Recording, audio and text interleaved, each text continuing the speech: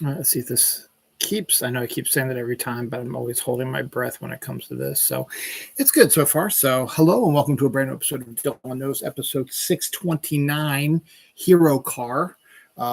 It's been a busy week, filled kind of for me with anxiety, but the anxiety has been released because I'm home safe, but we'll talk about the reason why that was for that.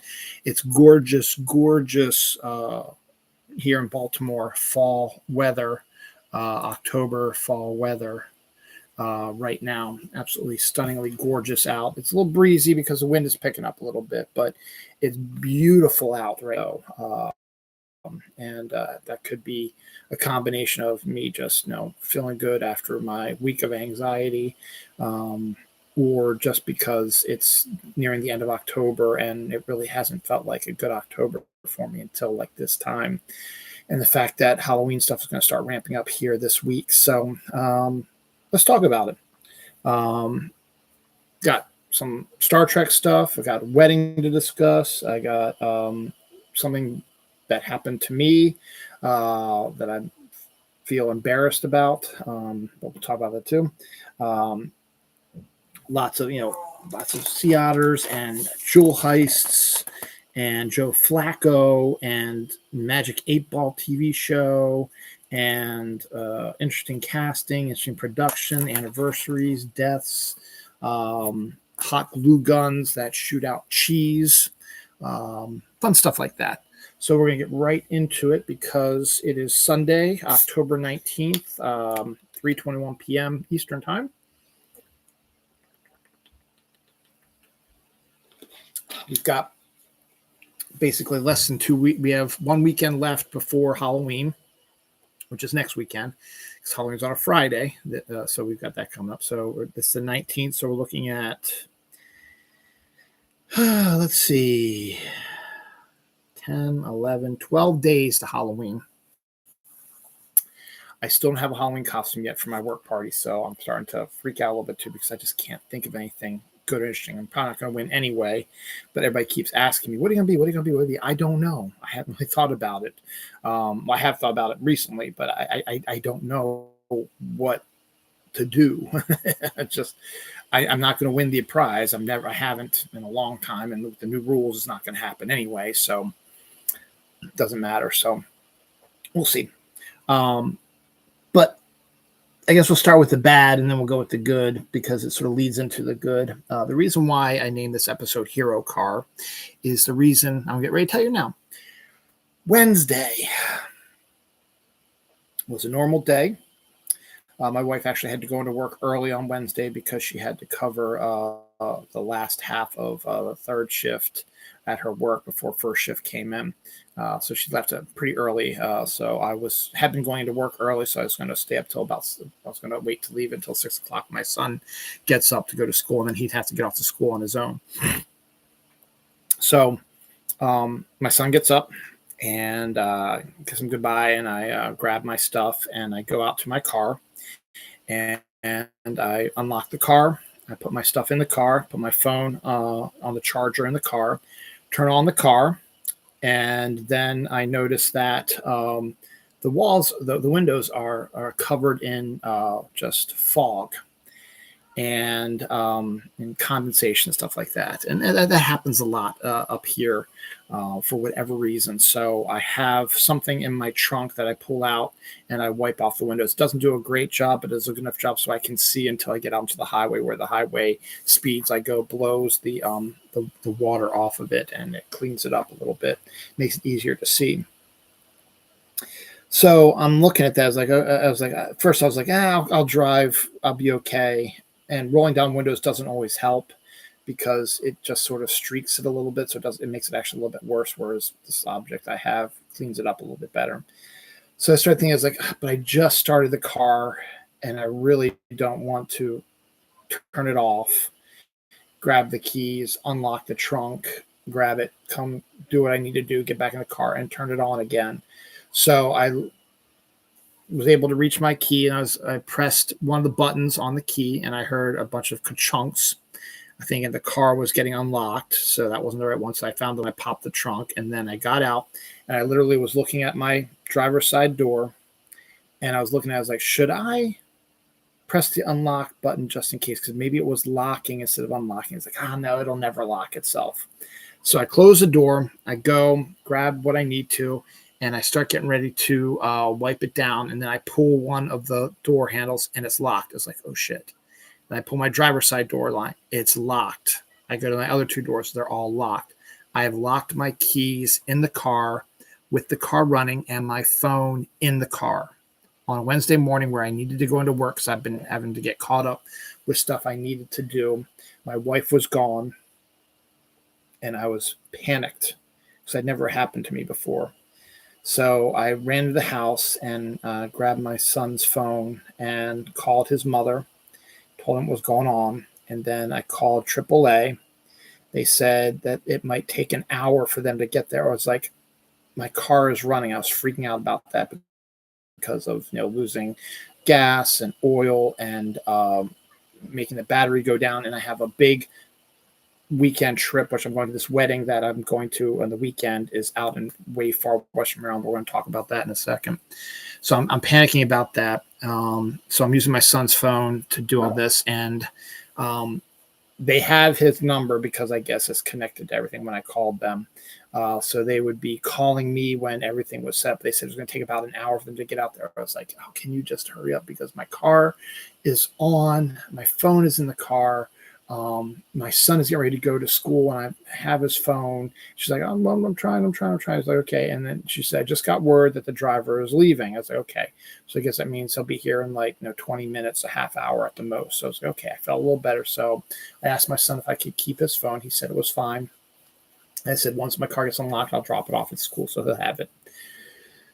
So I'm waiting and I'm waiting and I'm waiting and I'm waiting and I'm waiting. And it doesn't come in half an hour. It doesn't come in 40 minutes. It doesn't come in 50 minutes.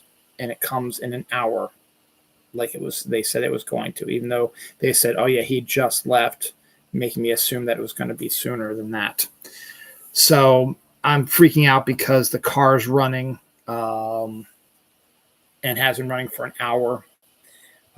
And my phone is in there. I haven't had a chance to call my work because I don't have anyone's numbers memorized. So I couldn't tell them I was going to be late because I locked my car keys in the car.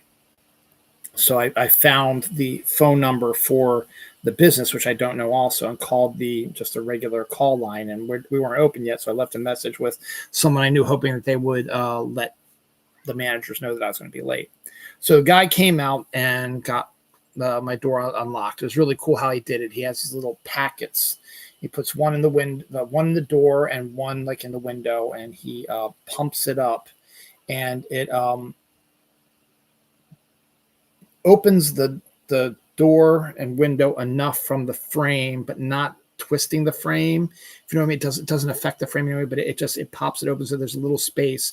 And he's got this big long little hook thing that goes in, and then he either hit the unlock button, or in my case, it's easier just to hit the window button because it's right there. He hit the window button, the window goes down, he reaches in, unlocks the door, boom, my car's unlocked. I turn off the car, I think, grab my phone, thank him, go in the house, text my bosses, hey, this is what's happening, I'll be out in a few minutes, get myself reorganized, and then get back in the car, turn it back on, and drive to my son's high school, drop off his phone at his high school. It took me a while to find where the office was. I didn't know where his office was, where to drop it off. And this made me happy because I was trying to get in all these different doors that I know about. And eventually a security guy said, hey, can I help you? So at least they know that if they have a strange person looking in, trying to get into unlocked doors, they have somebody who's checking to make sure that they're not going to hurt the kids. So that was great. And they told me where the office was, went to the office, dropped it off, and then went into work. So I ended up getting to work, I guess about 8:15, 8:20, I guess. I wanted to get there by 6:30 because I had a lot to do. So I was just irritated the whole rest of the day. So I've been having, because of that, I was having anxiety about this trip I was taking. I was going to have to drive all the way to far Western Maryland for this wedding of our friends from scouting, which I'm not going to use names on that. But my daughter, one of my daughter's best friends is the daughter of the groom, and one of my son's best friends was the son of the bride. And the more my wife's really good friends, but I've hung out with them. I like them, and I like their kids too. So we all know each other, and they live like 10, not even 15, like 10 minutes away from here. So that's pretty cool. They're both scouting people, and they both wanted to have a wedding out in far western Maryland at a campsite. But we'll talk about that in a second. So I was panicking about that. I had anxiety about that. I had anxiety about driving in my car because I'm worried about something's going to happen to my car. It's going to break down, in the middle of Western Maryland, way far out there, and I don't know what's going to happen. So I was starting to freak out.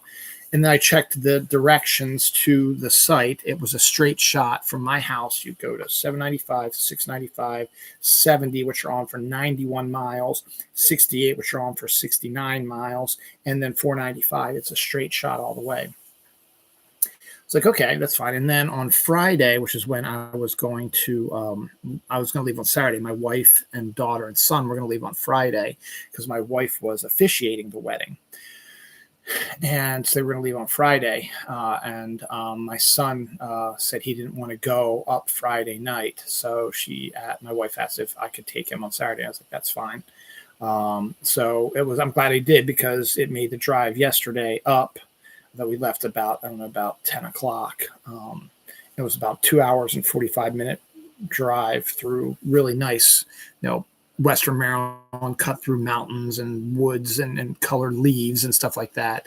And I thought it was going to be like brutally cold up there because far Western Maryland always gets the heaviest amount of snow, gets the most cold. But it actually was a very brilliant day. I was warm in the car, and I had packed all this heavy stuff. I didn't need any of it. I'm glad I packed my sweatpants, which I slept in. They were kind of nice. And I slept with a shirt on. I usually don't, but I slept with a shirt on. That's okay. So we got up there, and it was nice because my son and I talked pretty much the whole time, and he's very, very bright, very inquisitive, very stuff like that. So it made the trip go by very quickly.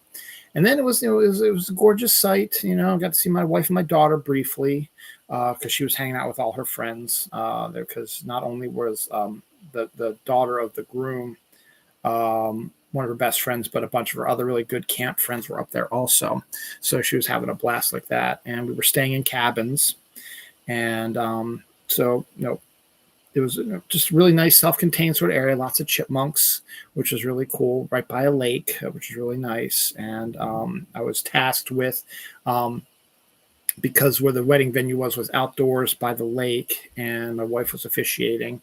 And so when the bride came down, she was, they could watch her come down in her gown all the way. And my wife kind of wanted it to be a sort of surprise. So me and my son were tasked to have a blanket and hold it up in front of her as we're walking down this path, and then reveal it at the last minute so everybody sees her. And then they did the ceremony, real quick ceremony, and then went back up, got some pictures, and then went back up for the reception. The reception was okay. Just okay. Lots of kids up there, and then my son was having a great time playing basketball and playing with the younger kids, and my daughter was having a great time with kids her age and her friends, hanging out with them, and just kind of nice. It was just kind of a chill sort of atmosphere. And then my wife was also kind of the DJ. She was playing her playlist, but it broke down after the first dance of the couple. And so the scouts, my daughter and my daughter's friend, the daughter of the groom, and all of their scout friends were at one table. They started singing scout songs to cover the silence, which was really, really cool. And then after a while, they got a different playlist on. It was just really mellow and nothing really great for a wedding, to be honest. It was kind of a mellow sort of one, like if you were eating, not just, people wanted to dance a little bit, but they didn't really have much dancing to do. And then they were going to have a s'mores bar out at the fire ring outside of where the reception was. So we went out there for a while, and then the kids dissipated and did their own thing, and then went to bed about 9:30 in the cabin. It was colder in the cabin than it was outside. I was in a sleeping bag with a heavy wool blanket. We were sharing the cabin with another family, and it was very noisy and stuff like that. So, and the bed I was on was not really comfortable, so it was a little tough. And then I had to get up in the middle of the night to go to the bathroom. stuff like that. So, and then got up early this morning, and I had to go number 2, and we go to the nearby bathhouse, and all the toilets that I could use to do number 2 were backed up with clogged with poop and stuff like that. It was disgusting. And luckily there was another bathhouse a little ways up the way. So I walked up there, and I walked in there. There was nobody in there. And I found one of those toilets that didn't have anything in it except just water. So I was able to do what I needed to do, but that was absolutely disgusting. And then my son and I left about 8:30, I guess, and got back about 10:40. I guess about close to 8 o'clock, I guess, and got back about 10:40. And I was worried about my cat because he's never been on his own for more than like 6 or 7 hours, and this was 24 hours. So he's fine. Everything was fine. There was no messes or anything like that around here, so everything was good. And just sort of been chilling. It was just gorgeous weather. And then my wife literally just got home about an hour and a half ago, something like that. So we're all home now, safe. And so I did my notes, and here we are. So it was a nice wedding, and it was fun. And L'chaim. So I was thinking on the way home, I don't have any other major trips planned for the rest of the year as of now. The biggest one right now I have is Thanksgiving, probably, where my mom will probably want to go to my in-laws' house for Thanksgiving. So my son and I will have to drive down to Towson to get her, and drive from Towson all the way out to Olney to get her to there, and then leave Olney all the way back to Towson, drop her off, and then come back up to Reisterstown. That's probably going to be the longest trip I'm going to take. And even then, it's only about an hour, like hour and 10 minutes both ways. So it's only like a 2-hour, 20-minute trip both ways, whereas this trip was like 2:45 both ways. So it was almost like 6 hours of driving. But it was beautiful country, and it was very straightforward. And my car did wonderfully. That's why I called it Hero Car, and I named this episode Hero Cars, because it did well with it being, locked up, not my keys being locked up and running. And it did well here. Now I am worried about my front right tire, which is getting kind of lower and lower on air. And I think I tried to fill it up, but I think there's a slow leak somewhere. But I'm not too worried about that right now. But I have nothing else really majorly planned for that. And maybe I'll just get a new tire eventually. So, but right now I'm not too worried about that right now. That's the only thing that's got me worried. But even then, it's not even that bad. So, but yeah, so that is what we did there. So that's good. This Saturday was also a crazy day across the country and in Baltimore. Across the country was the No Kings protest, where the true Americans were protesting the dictator wannabe and his cronies that are in the White House and running our government right now. 7 million people. There have been 2 other protests. So the 3 protests, the first one was like 2 million, the second was 5 million, the third one was 7 million. And someone posted a quote that said, "Government is overturned when protests reach 12 million. So we have a ways to go, but the fact that we had 7 million people protesting, and it's been increasing every time we've had a protest. One was like in April, one was July, and one was in October. So that's good. And it was peaceful. Everybody was freaking out that, things were going to go south real quickly, but they didn't. The only people that were arrested were MAGAs trying to start something so that the convict in chief could throw in the Insurrection Act and declare our country a dictatorship. But that didn't happen. So we're breathing a sigh of relief there. So that's good. So I'm sure they're coming up with some other stupid ways of screwing us anyway. But the fact is 7 million people came out across our country to protest. And even in places that are red states that had lots of things. Maryland had multiple ones, including one at the top of the street of my mom's road. She wasn't aware of the No Kings protest because she's not on social media, and the mainstream media was not covering it because it's controlled by Republican MAGAs. So she was surprised when she heard all this noise and went outside and just saw these people walking up York Road past her road and heading towards Towson. So that did really well. And so there was them all over. When we were driving to the campground in Swanton, Maryland, there was at least two mini No Kings protests we saw that were on bridge overpasses, one of which we drove through, and I was honking at them and waving, and they were waving and cheering and stuff like that. So that was great. And then I honked the ones that we weren't going through, but we went under them. So that was good. So that was fun to see that. So we had the No Kings protests. Now, Baltimore was just going crazy. So Baltimore had a No Kings protest. It was also the Baltimore Running Festival, which includes the Baltimore Marathon, the half marathon, and like the 5K, and then there's a walk in there involved in there too. So all of Baltimore City was like shut down for the road. So you had the Baltimore running thing, and you had the No Kings thing, and also the Baltimore Comic-Con was this weekend. So I hope that they got a good turnout yesterday because of all the traffic and all the mess that was down there. It's still going on now. It's probably got about maybe another hour and 15, 20 minutes left. Probably too late to go down there now, but I hope they had a good time. So congratulations to them. It's always great. The guy who runs the Baltimore Comic-Con owns my comic shop that I go to, or I used to go to, which is literally at the top of my neighborhood. So right on Main Street in Reisterstown. So that is pretty awesome. So congratulations to that. Hope they had a good turnout. I'll probably go in and see how they did. So that's good. So we have a lot of stuff going on there. So last week, I did my show on a Saturday night, and I was talking about how the Ravens at the time were 1-4, getting ready to play the Rams on Sunday. And I was saying that I was the reason why they were losing because I've been doing my shows on Sundays when they've lost games, and the one game that they won, I did my show on a Saturday night. So the Ravens are on bye this week, and they are 1-5. They lost to the Rams. So my theory did not hold water because I did my show last Saturday night, and they still lost. But there's a little proof to it because the Los Angeles Rams came in as like the second best offensive team in football, and our shit defense, which was the reason why we are 1-5, 1-5, and the injuries also shut them down. They only allowed 17 points and 250 yards. If Lamar would have been in there, he was injured, we might have won that game.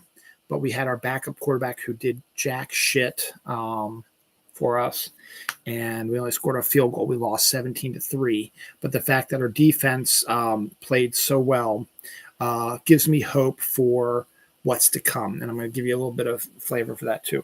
So the Ravens are on bye this week, so they're not playing this week. So that's good. They're resting.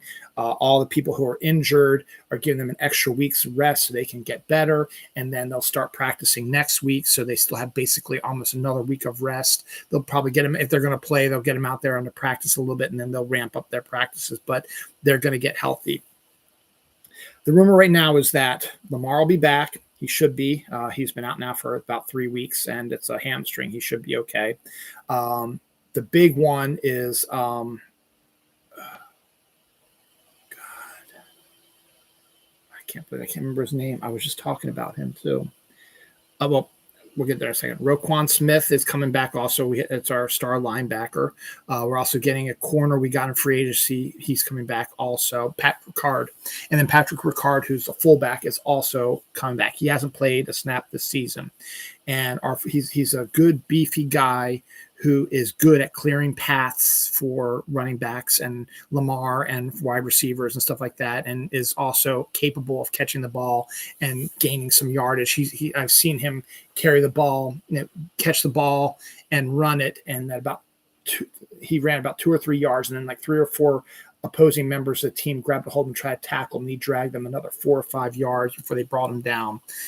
So he's the type, we missed him, I think, most of all, because without him, Derrick Henry hasn't had a really great season. He had a good running game last Sunday, and the first week of the year, the first game of the season, he had to go, but all the games in between have been shit for him, because he hasn't had anybody to really give him the holes to plow stuff through, and the defense has been taking him down behind the line of scrimmage. Now with Ricard coming back, hopefully he'll be able to push the line, open some lanes, and get Derrick Henry a chance to get back on top. I think that's what's going to happen there. Same thing also with the reason why Lamar has been kind of not been playing to his best is because he's constantly under pressure because our offensive line sucks ass. And also, whenever the last 2 games he played before he was injured, the opposing teams put a spy on him so that if he held on to the ball to run it, the spy would come and tackle him almost immediately.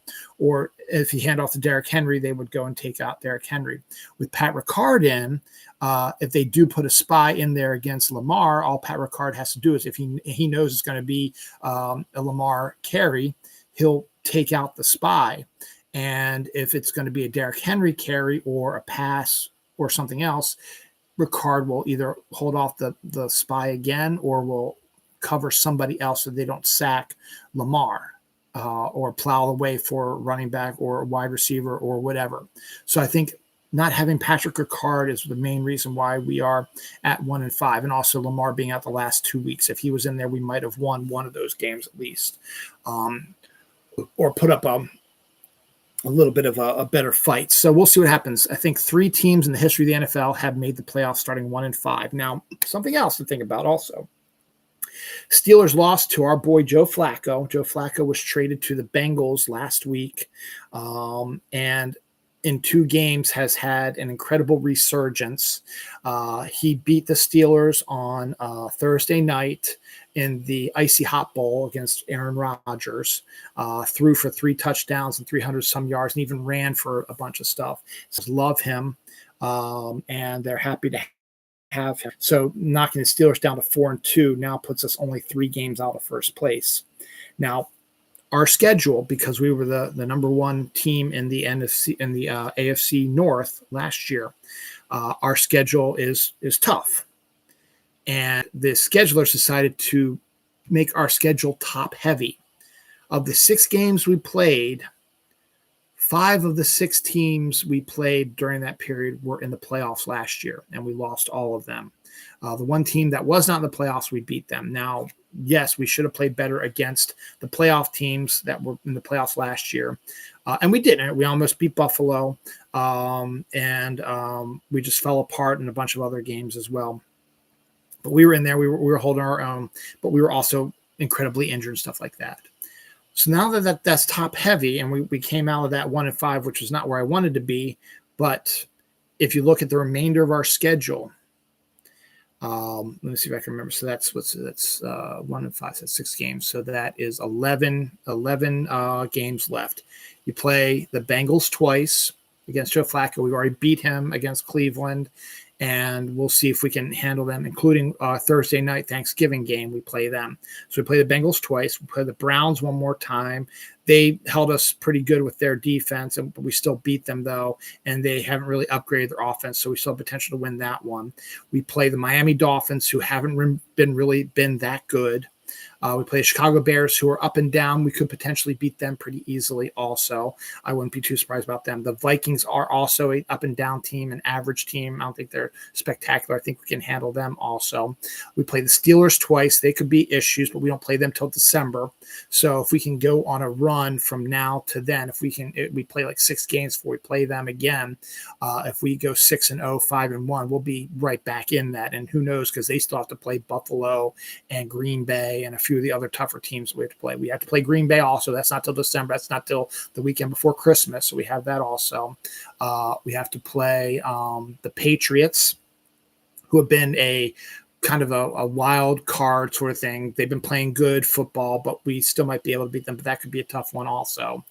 And then who am I missing?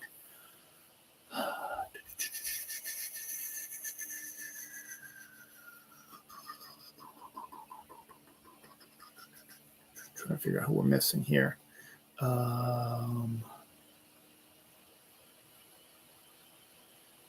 one other team we're missing, and I can't think of who it is right now. I got 10 of the 11, so let me just Bears, Dolphins, Vikings, Jets. That was the other team. And the Jets, who are, I think, going to lose again today, so they haven't won a game yet. They might go 0 for this year. We play them also. Eagles beating the Vikings. Panthers are beating the Jets 13-6 with 6 minutes left. The Browns are beating the Dolphins. Holy shit. The Browns are beating the Dolphins. The Chiefs beat the Raiders. The Bears are beating the Saints, but it's the Saints. Browns beating the Dolphins. Panthers beating the Jets. Patriots beat the Titans. That's the Titans, though. Eagles beating the Vikings. Rams beat the Jaguars. So we've got a decent schedule ahead of us. We always play the Steelers tough anyway. So even if they're really, really good and we're really, really bad, we always play the Steelers tough. So that looks pretty decent. So if you think about it, we can't go 7-4 because that puts us at 8-9, and that's not going to get you anywhere. So we got to go on a longer streak than that. We have to go at least, if we go 9-3, that puts us at 10-7. Maybe we might be able to squeak in depending on the rest of our division.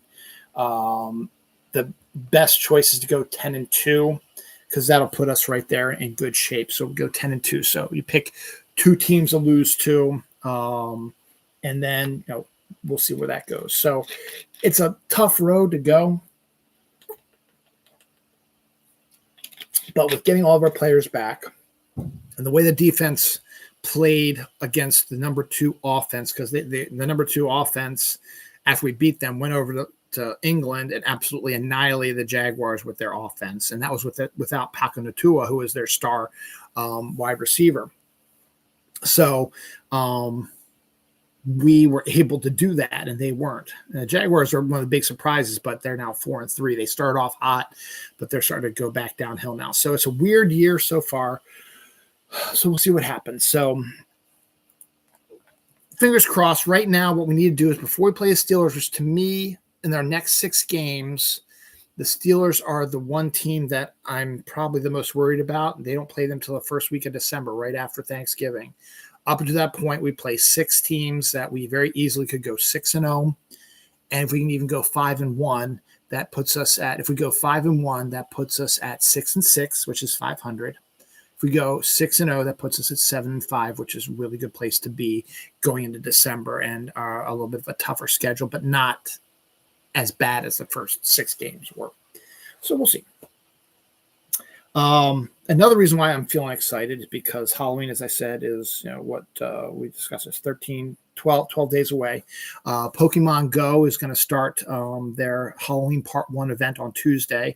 Their Halloween event is always my favorite event that they do, and they've made some really good changes the last couple of years where they changed the map to be more of a autumn sort of feel to it with little pumpkins and decorations, and then ghost types, which are my favorite Pokemon, are going to be out there more en masse, so I'm happy about that.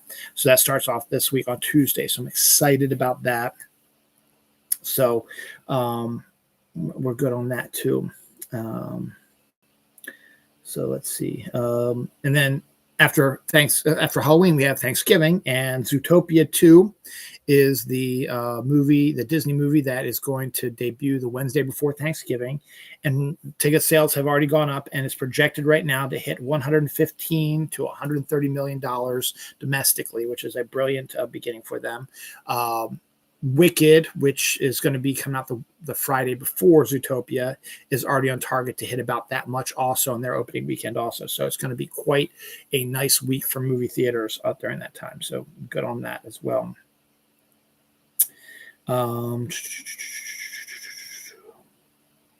Pop Culture Jeopardy was renewed for a 2nd season, but it is moving to Netflix. So that's pretty interesting.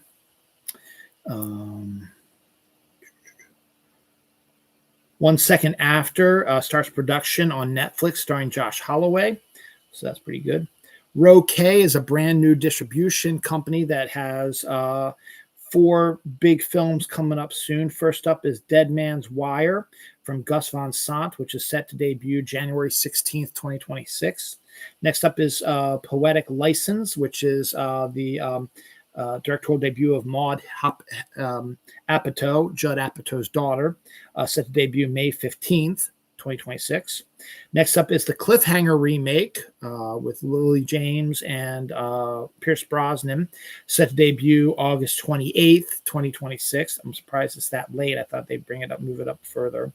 And then Charlie Harper is set to debut September 25th, 2026. So if those movies hit, or at least 2 or 3 of those hit, or whatever, or eventually down the line, if there's any like Oscar worthy stuff, whatever, Roquet could become the next big like A24 or Neon or whatever. So that's good for them. So Good on that.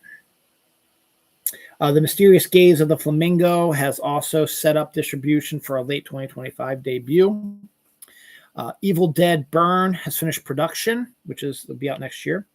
Kate McKinnon is set to play Aphrodite in Percy Jackson Season 3. Daniela Deadweiler, Eli Roth, and Natasha Lyonne have joined the cast of Euphoria Season 3. And I believe that is director Eli Roth. Silent Night, Deadly Night remake trailer debuted, and it's coming out on my daughter's birthday, December 12th. Looks like a vicious horror movies from the film distribution company that did Terrifier, and it's a unique take on it because it looks like the serial killer finds a girlfriend who is turned on by him killing people. So that's an interesting sort of twist, and he's still dressed as Santa Claus. My Secret Santa trailer is set to debut December, or the trailer's out, but the movie's set to debut December 3rd. It is one of at least three, which I'm going to talk about in this week's episode. Netflix Christmas movies, as they try to one-up the Hallmark Christmas movies. These are all Hallmark-y, rom-com sort of Christmas films. So one of the first ones to come out, actually this is the second one, the first one I'll talk about in a little bit, it's set to come out this December 3rd. It's called My Secret Santa trailer. I watched it briefly. It's along the lines that at some sort of resort there is a contest for who's going to be the Santa at the resort for the whole season. It's between a woman and a man sort of thing, and they fall in love sort of thing. So whatever. So we're getting ready to do some combo stuff here real quick. First up, we got the Starfleet Academy trailer. I finally got a look at it. It looks freaking awesome. That debuts January 15th, 2026.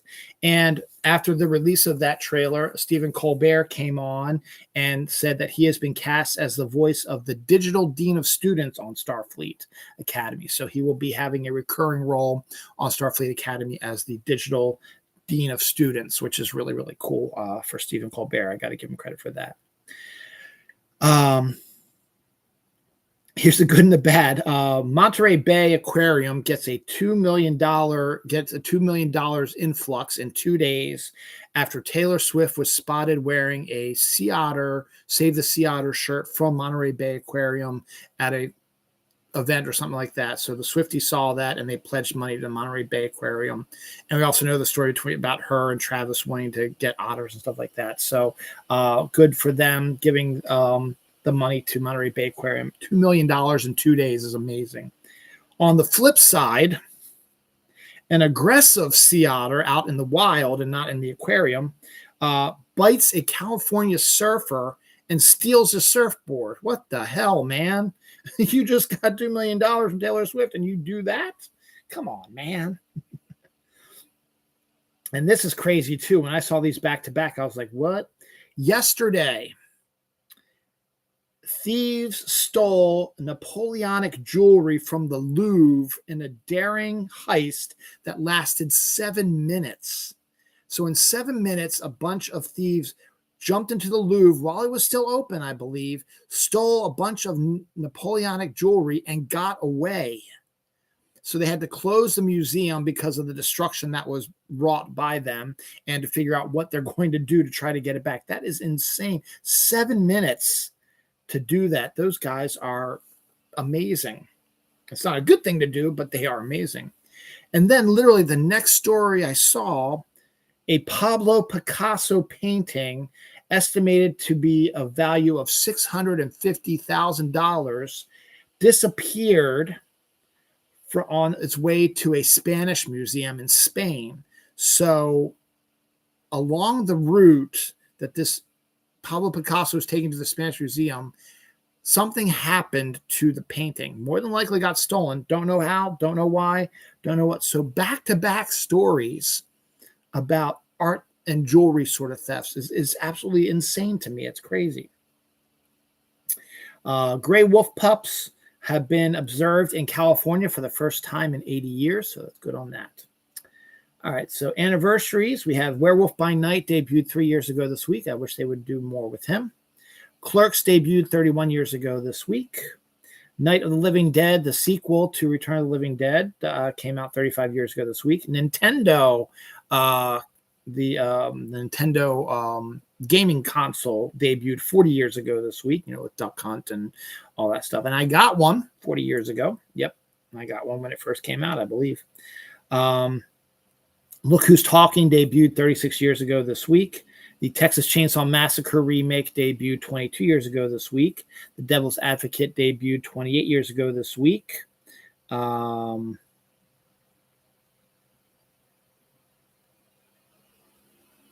know what that says.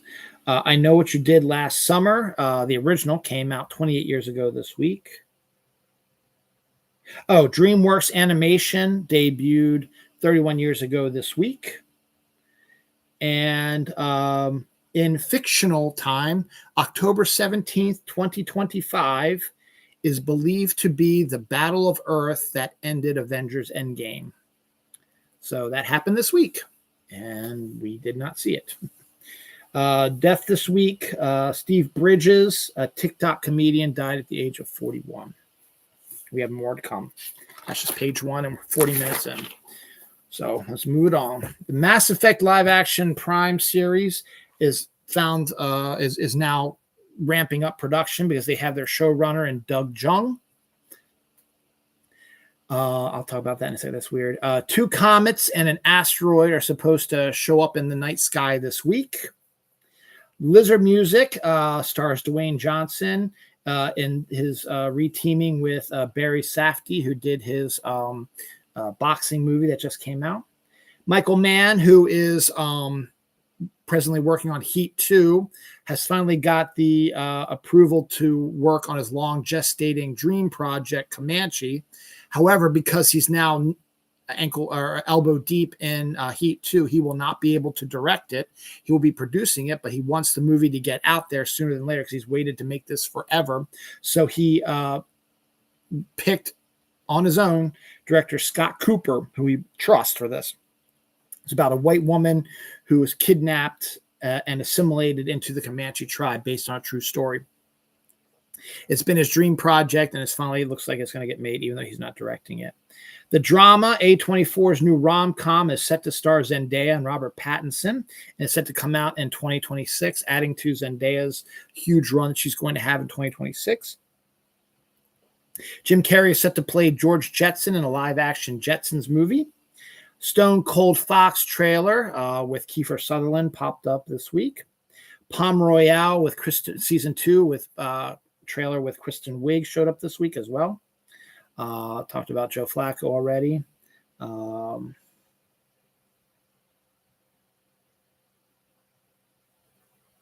Yuli Meyer creates a teaser trailer for a potential film that reimagines cereal mascots as killers. And he showed a computer animation, stuff like that. It looks interesting. The Utah Mammoth hockey team reveals their mascot and starts because hockey season just started, starts their season as the Utah Mammoths. The Countess of Monte Cristo is a reimagining, feminist reimagining of the classic tale, set to be an 8-part miniseries, is set to come out here soon. We got our last Wicked for Good trailer. We got our first look at Anthony Ippolito as Sylvester Stallone in I Am Rocky. Merrily We Roll Along is the Broadway show that Daniel Radcliffe is presently starring in right now. And apparently, because a lot of people want to see it, they filmed one of the performances and are going to release it in movie theaters on December 5th. And we got a trailer for it. Stephen King is set to write 2 more books, one more in his true crime, in his pop noir crime series, and Talisman 3. And once he finishes those 2, he has said that he is probably going to take a little breather from writing, which might be retirement because he's getting old, or he might just take a little breather and then he might have a bunch of ideas and still write into his 80s and 90s. But this could very well be the last Stephen King we might see for a little while. It is going to be the last Stephen King we're going to see for a little while. But, he's been working nonstop for the most part. And the last time he had a break like this, he almost died. So if anyone deserves a break, I think he does. So good on that. This is kind of creepy. 3 people dressed in Halloween masks were seen on a ring cam. What's the word I'm looking for? Terrorizing a family in Arlington, Virginia.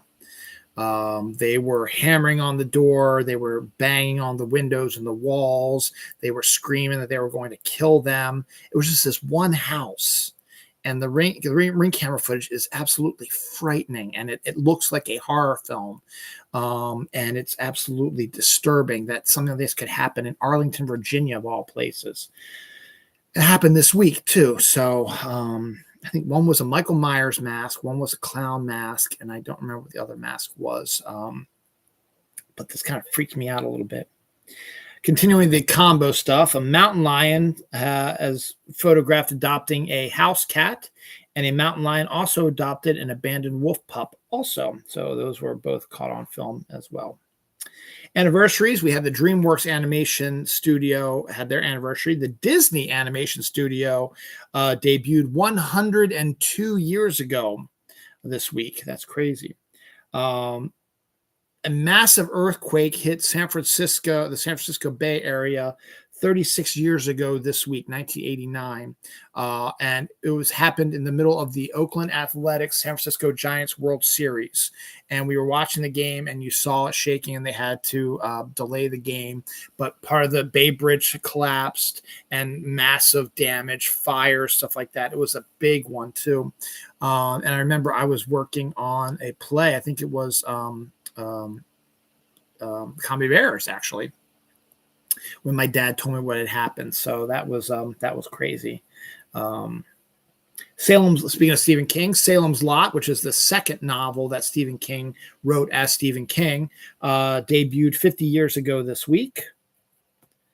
Goosebumps, the movie, a hugely underrated movie, which it's been a while since I've seen it, and since it's spooky season, I might have to pull it out to check it out again.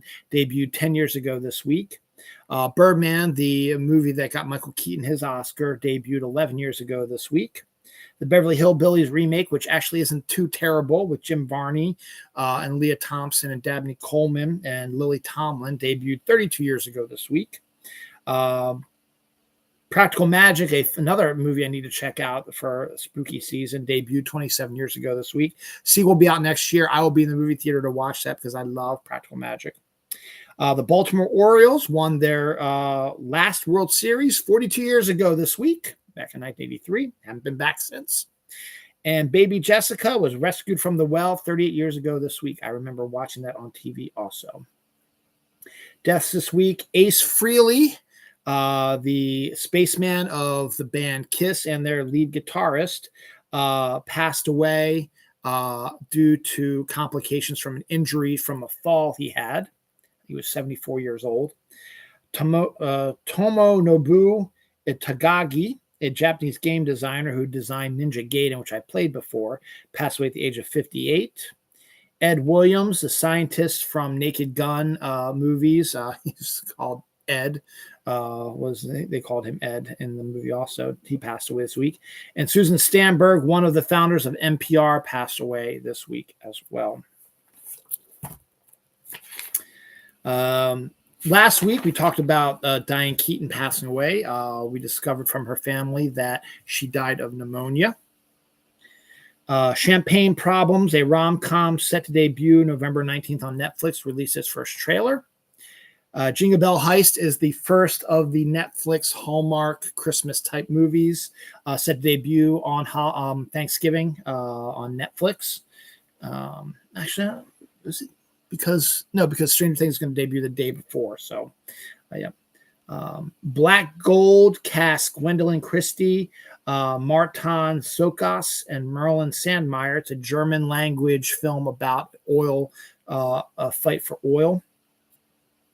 The Beast in Me trailer, a new series, debuted trailer with Claire Danes, will debut November 13th. We got the first trailer this week. Flossie has been determined to be the oldest cat in the world at age 29, which they say in human years is 140 years old. We get our first look at the killer chimp movie Primate, set to debut January 9th. Scientists discovered the world's largest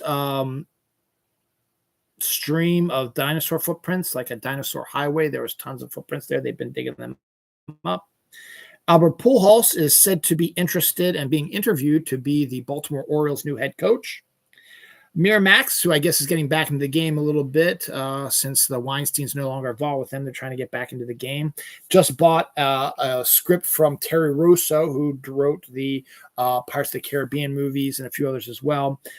His new story, London Ghost Tour, which sounds like an interesting film, so we'll see how that happens.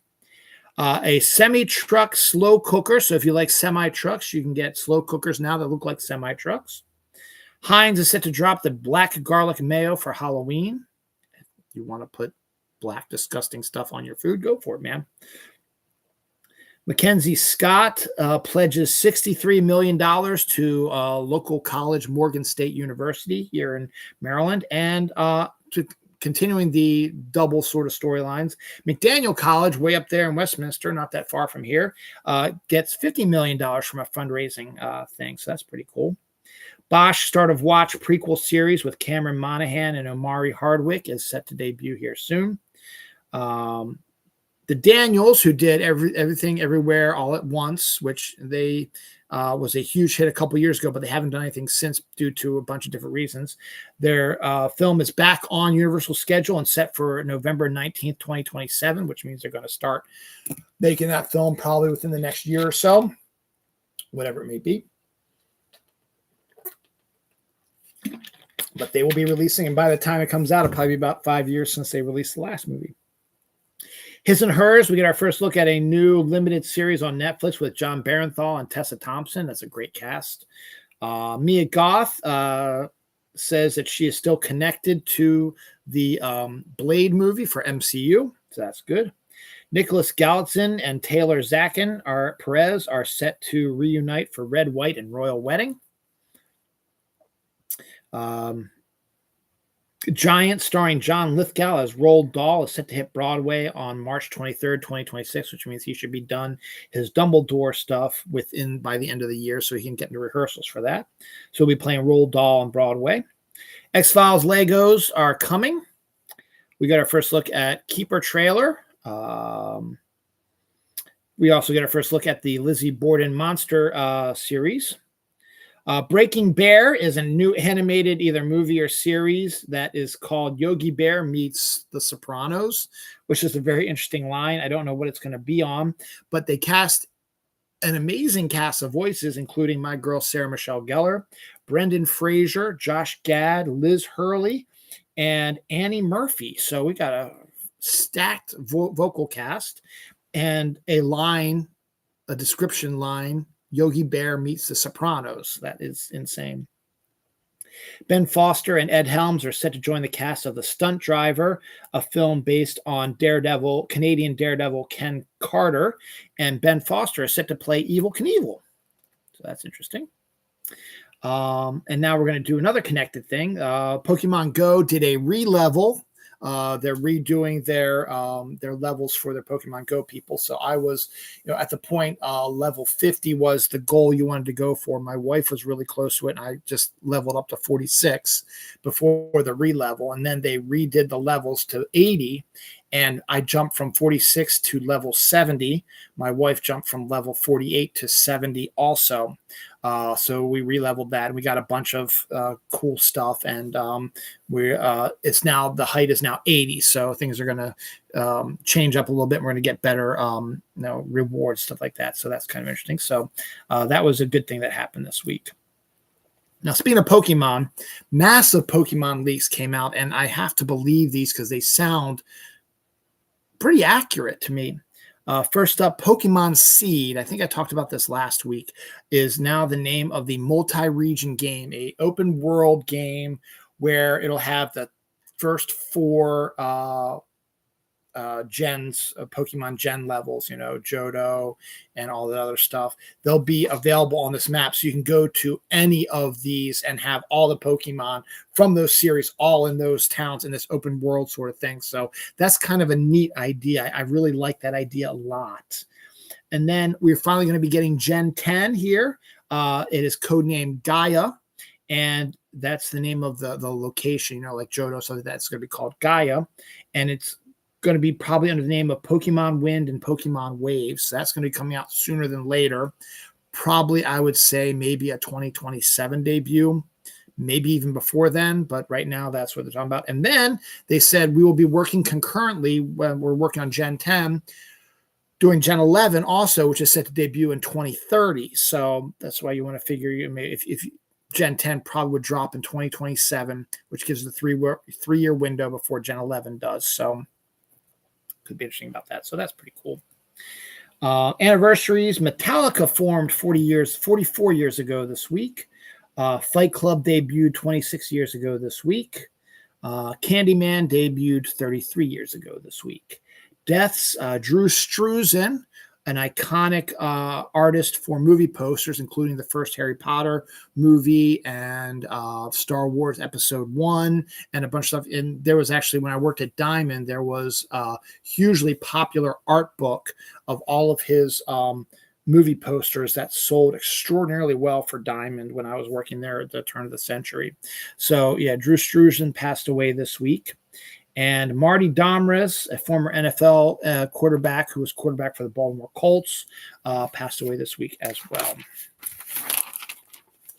Moving right along. Hot glue gun turns melts cheese instead of glue. It's called the Fondoodler. So you can put cheese in there, it'll melt it, and then you can spread it on whatever you want, like you do a glue gun. Jamie Bell and Thomasin McKenna joined the middle-aged drama The Uprising from Paul Greengrass. Andrew Garfield has already been set to star in that. It's set during the Middle Ages, and it's a stacked cast with a very good director, so that's going to be one to look at probably sometime next year.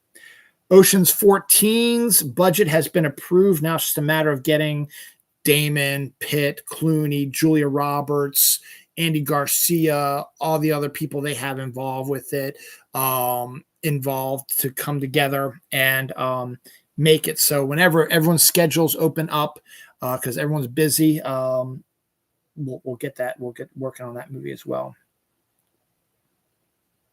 Every Johto Pokemon is set to appear in plush form soon. So that's pretty cool. Young Bela Lugosi biopic set to star Leonardo DiCaprio is in the works right now. All 12 of Taylor Swift's new singles on her album. She has 12 tracks on her new album. All 12 are in the top 12 the Billboard charts. 1 through 12 is every one of Taylor Swift's tracks from her new album. That is, I don't think, ever been done before. Caitlin Olsen from Always Sunny in Philadelphia and High Potential is pregnant and will be with her third child. Her and her co-star from It's Always Sunny in California and Philadelphia are expecting a third child. So congratulations to them. Elizabeth Banks and Matthew McFadden are set to star in The Miniature Wife. I don't know when they said it, they called it like a shrink drama. I don't know if they mean like, this is called The Miniature Wife. Is Elizabeth Banks going to shrink, or is it about psychiatrists? I'm not sure. Stranger Things Legos are set to come out here soon also. Speaking of Stranger Things, Millie Bobby Brown from Stranger Things, Rachel Brosnahan from this summer's Superman, and Agbo are set to star in a supernatural series for Netflix called Prism. That sounds pretty decent. It's a good cast already. M. Night Shyamalan is set to be developing a supernatural series based on the Magic 8 Ball, which could be intriguing if done properly. New Jumanji movie is set to start filming in November with Brittany O'Grady joining the returning cast, Karen Gillan, Dwayne Johnson, Jack Black, and Kevin Hart. So they're all set to come back as well. So we're supposed to get a new one of those. A Merry Little Xmas is November 12th on Netflix, continuing the Netflix Hallmark Christmas stuff with Alicia Silverstone. We get our first trailer for that as well. Stumble trailer, said debut November 7th on NBC, is about cheerleading. Annie Hall and Something's Got to Give is set to return to movie theaters in honor of Diane Keaton. Pop-Tarts chocolate chip cookie dough is set to return as a returning flavor. We got our first look at Send Help, Sam Raimi's new survival horror film with Rachel McAdams and Dylan O'Brien. Luc Besson is writing and may direct Father Joe, an action thriller with Kiefer Sutherland and Al Pacino. A 24-year-old man broke into a 73-year-old retired boxer's house, and the 73-year-old boxer beat the living shit out of this 24-year-old young man. A taco kit was recalled after hot chocolate packets were found instead of taco seasoning. New trailer for Eternity, which actually looks good, is coming out, I think, around Thanksgiving also. Elizabeth Olsen, the movie takes place in the afterlife. Looks pretty decent. The Copenhagen Test. We get our first look at Simu Liu's and Melissa Barrera's new show. That's going to be on Peacock, set to debut December 27th. Joe Pantoliano is set to join Wonder Man for Disney+. A human skull found along an Indiana riverbank is determined to be from 2300 BC by scientists. And a border collie who was ejected from a car in a car accident in Idaho was discovered a week or so later herding sheep at a nearby farm. That's always an interesting story. Death this week, D'Angelo, R&B star, passed away at the age of 51. Anniversaries, Pumpkinhead debuted 37 years ago this week. Wes Craven's New Nightmare debuted 31 years ago this week. Nightmare Before Christmas debuted 32 years ago this week. Pulp Fiction debuted 31 years ago this week. Elizabethtown debuted 20 years ago this week. And The Accountant debuted 9 years ago this week. I really got to get moving because I got to take a poop. And I got one last page, so I'm going to do that, and I'm going to take my poop. Not that you need to know that, but I'm going to tell you anyway. I'm probably going to finish this. So let's blow through this. Jack Black is set to join the cast of Five Nights at Freddy also. Insidious 6 is set for August 2026. No date yet, but soon enough. David Duchovny has a new series on Prime called Malice, along with Jack Whitehall, set to debut November 14th. Nicholas Flamel has appeared in the new Harry Potter set, so they're going to be doing a lot of investigating stuff that isn't in the books there too. The Return to Silent Hill sequel is set to debut January 23rd. That's going to be another last story thing. Tim Matheson, this is what I learned. This is what I learned this week. Tim Matheson, he of Animal House, Fletch, She's All That, 1941, a bunch of other stuff. He was the voice of Johnny Quest, the original Johnny Quest from the cartoon in the 60s. I was not aware of that.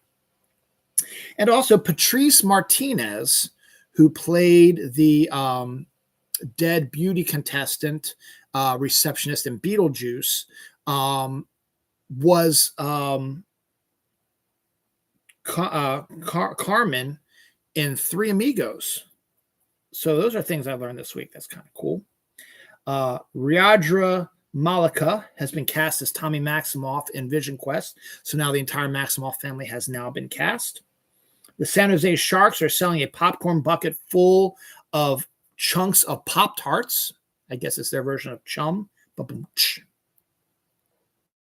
Cup of Noodles is releasing turkey dinner, cup of noodles, flavored cup of noodles, and pumpkin pie flavored cup of noodles.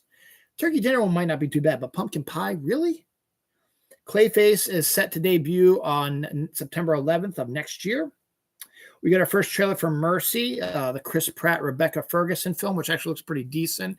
Basically, Chris Pratt plays a creator of AI who created the AI Justice, which is in the future. AI determines guilt and innocence of people. And he is the, where am I?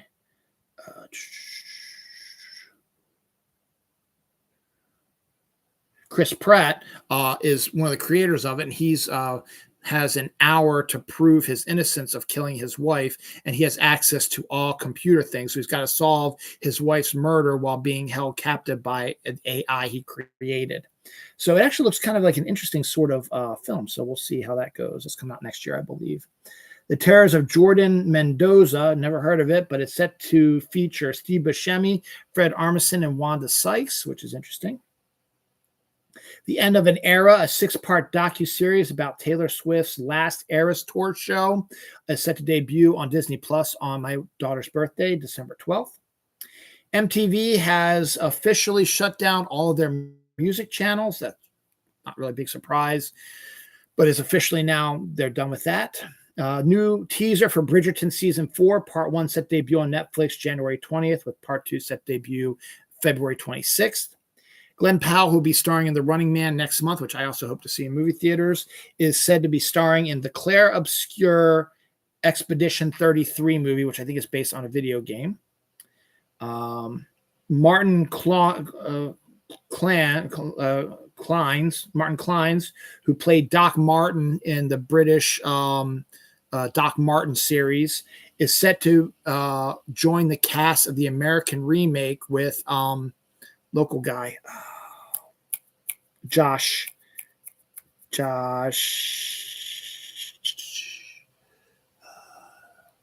Stan. I can't think of his last name right now, but with local actor Josh Charles. So the original actor, they're remaking it for America. The original British actor will be joining the cast of the American remake. I think that's freaking awesome. Apple TV Plus has now dropped the plus. It is now called Apple TV. Pluribus teaser trailer from the maker of Breaking Bad came out. It looks like a weird little film. Before I get to my last two stories, deaths this week. Sandy Alomar Sr., a baseball player whose son was a huge star as well, passed away this week. Carrie Romney, Mitt Romney's sister-in-law, was found dead in a parking garage in Virginia.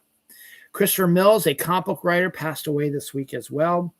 And Gary George Gray, a former Major League Baseball player, died this week as well. Anniversaries: Puppet Master debuted 37 years ago this week. Sinister with Ethan Hawke debuted 13 years ago this week. Black Christmas debuted 51 years ago this week. Day Sleeper, one of my favorite REM songs, debuted as single 27 years ago.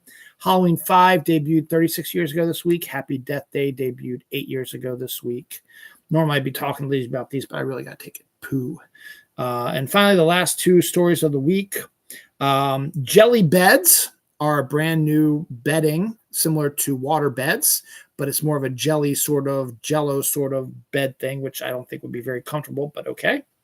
And a man was arrested for training his dog to throw bricks at people ringing his doorbell. So that's kind of funny. All right, next week is Halloween. This is the last weekend before Halloween. There'll be a Halloween spectacular going up in Reisterstown, and my wife will be at Assateague with her scouts. So I'll probably do the show Saturday night. So I've got to go because I really got to poo. So good night and have a good week. Bye.